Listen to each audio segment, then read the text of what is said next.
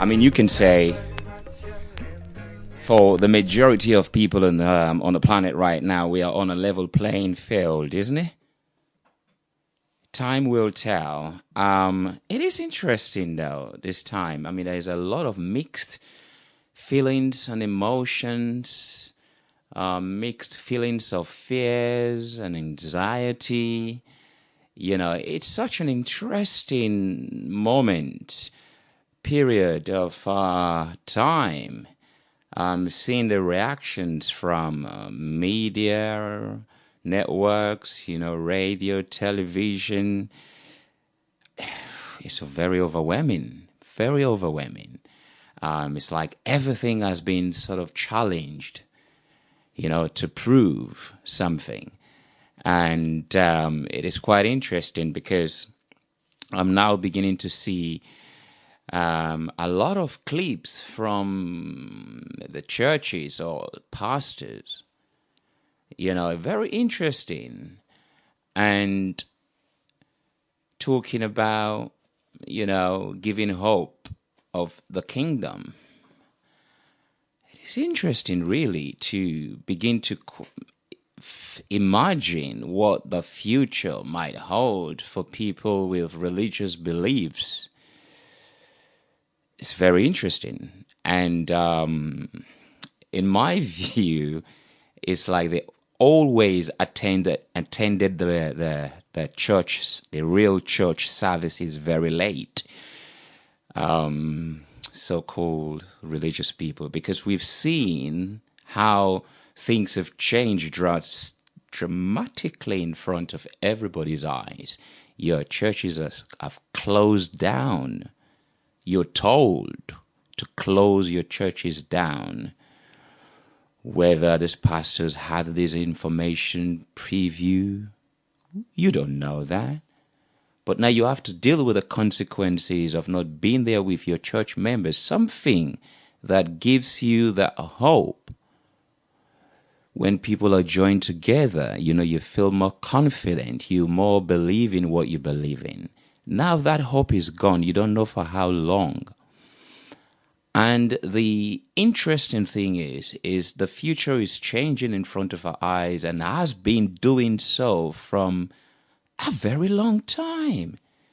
I mean, I'm only halfway through, my years, probably not even half yet, a quarter of my years. And the changes I've seen, imagine for children in their 20s, seeing the rapid change, not only family dynamics changes, political dynamics changes, but the way we interact with the internet. They've seen changes to the point that the connection and the feelings, the emotions, is very difficult for them to express because so much energy is being sucked out of all of us. And now the future might be you might have to now praise your God through a virtual means. A virtual means, which you've been doing constantly now. So the premise of the belief of God in your own imagination being stopped by governments, people, systems, whatever you want to call it, but we're all now told to stay home. How would you begin to imagine that God going into the future? Is he taken from the same Bible? How would you relate that to your existence when things will completely change in the way you access the things that you've been accessing for a long time? Your shopping, your cars, mobility, transportation, let's call it that, health. Maybe it'll be completely different. Maybe your health will be in your own hands. Maybe. Because sometimes we're in the position where we don't want to go to hospital, but if we know what to do, we will heal ourselves. Who knows? Maybe it will be in your hands. But through a directive, maybe your herbalist will no longer be. I don't know. Because some churches who cannot afford to keep online and make it interesting enough, relative enough to the situation that people are going through, people begin to seek other means. just like people are discovering now talents, creativity, skills that have been hidden within them. Probably don't have the time, but you see what I'm saying? So it is very interesting times, given now that we're now seeing, everything is now sinking in. Probably there's a less fear and now more concerned thought and ideas of what the future is going to be like. It is very interesting. And also, I'm seeing a lot of people in the continent of Africa being vocal about what has been going on, what France have been saying, England, America, because then you think about it from a very domestic position that we are in, say here in the UK or those, in America listening or elsewhere, where at least you're comfortable. The government has taken some responsibility of, the people. In Africa, it's not the same system. People have been self-employed, entrepreneurs, business people for as long as they've lived. That's all they do. And now, all of a sudden, without proper information, guidelines, and understanding of what is going on, are being told to stay at home. Fine. What are the government providing for these people? I spoke to my sisters yesterday in Freetown. I've been speaking to people. You cannot really expect anything to change in terms of government in African countries giving subsidies, money to their people in order to keep them safe and secure, getting the basic amenities they need, necessity they need. That is one aspect. The infrastructure, in terms of health, there's not much health system to say you can contain with whatever fears that leads to whatever illnesses people will get. All of these are aspects of this pandemic. On top of that, you're hearing about vaccination. You're hearing suggestion, comment, opinions about experts in the field, medical science, talking about Africa. And you hear also about Burkina Faso, the president and all the cabinet, about the mosquito and the GMO food. And all of these things, even here in the West, we call it organic food. It's probably the same, but with less danger because there are rules and regulation in place to make sure. However, in Africa, it's not the same. We've seen the corruption within the African governments for a very, very long time. In Sierra Leone, we saw money that was given by international organizations to fund and help the people, the country with Ebola. We've seen how government embezzle those monies for themselves. So how that reflects what is going on here in the West, how it reflects in Africa is going to be completely different. Completely different, especially with the growth of Africa, not just with the older generation, younger generation are growing in numbers. The rate is increasing. And in terms of the intellectual properties and resources, it's all there. And you hear about population control, decrease and all of these things. Like I said, too much information to take in at one time in our lifetime. But we go look through what makes sense in our experiences so far.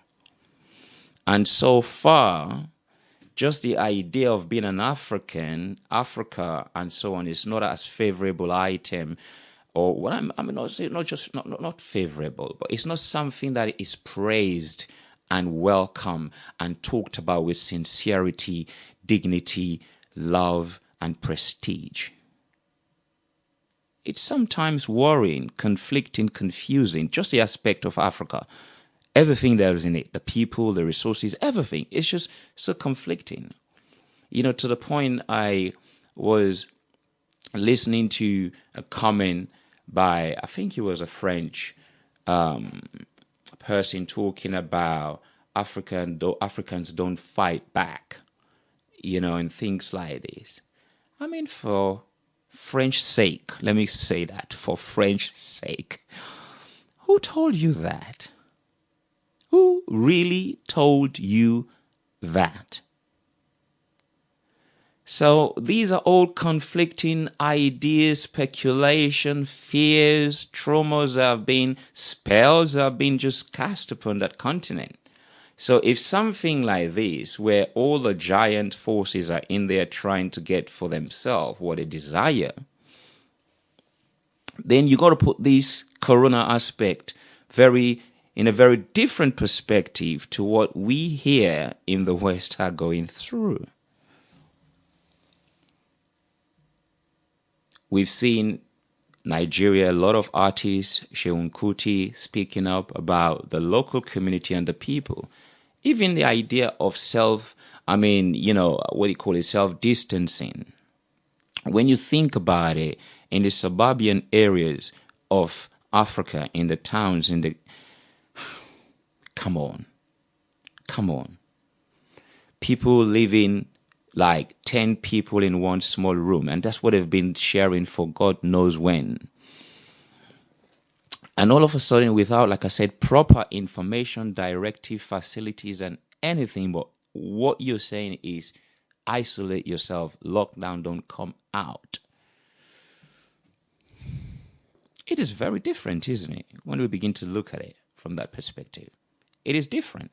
The way it's going to affect, just like we've seen even in the West, in Europe, it affects countries differently. We've seen it. Spain, Italy, the UK, US, Australia, Canada. We've seen it differently. So in terms of the agenda behind, because when you consider Africa, we talk about 5G here as being the underneath, the motive, the drive for this lockdown. Whatever, like I said, it's too much information. We can only take a little bit from here, a little bit from there, based upon your experience so far. So the approach, self-distancing, and all these sanitation, it is very different. And even a lockdown, it is very different. It will affect people very differently over there. People who have survived on their land, their crops, it will affect them differently. Where they're going to get? Does the government really provide for them? I don't know. Do you know? You want to give me a call to confirm and tell about your stories? You can. The number is 0730-541-7668. But so far, I don't know. Right?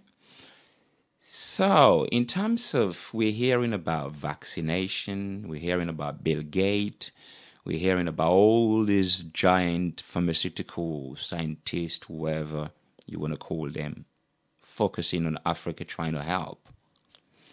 I don't know how true is it. We've seen even used clothing being sent over. I mean, I don't know if that is something that was long ago, because they used to send a lot of used clothes from Europe back into Ireland. So I don't know whether it's recent, but somebody is saying don't use it because it's from China, blah, blah, blah.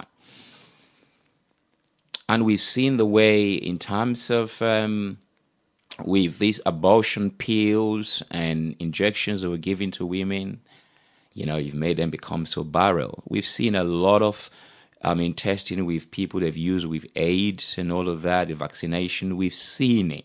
The Ebola testing in Sierra Leone, we've seen it. Women having children look like something different from human beings. We've seen all of those testings. These are not talked about. But we've seen all of that. So the impact of, say, for example, taking a vaccination to a village where people automatically, because they can go to the farm, they can do the normal things we've been doing for so long, they don't understand what is going on, all of a sudden don't come out, don't farm. And this because the air is so bad. And they will believe that if you inject you with this thing, they will just believe, isn't it? They don't have that information that we do have. Systems are in place to protect and to guide them, to make sure that their rights and liberties are not violated. It is a very difficult one, isn't it? So I'm just saying, when we're looking at this aspect here, how we go into what we're going through here, we should be, especially for some of us that have relatives in Africa, some of us who claim that we're African, even though not born in Africa, should be really directing our focus a little bit about the effect that is going to cause on your people over there in the continent. You're listening to Feferity Radio.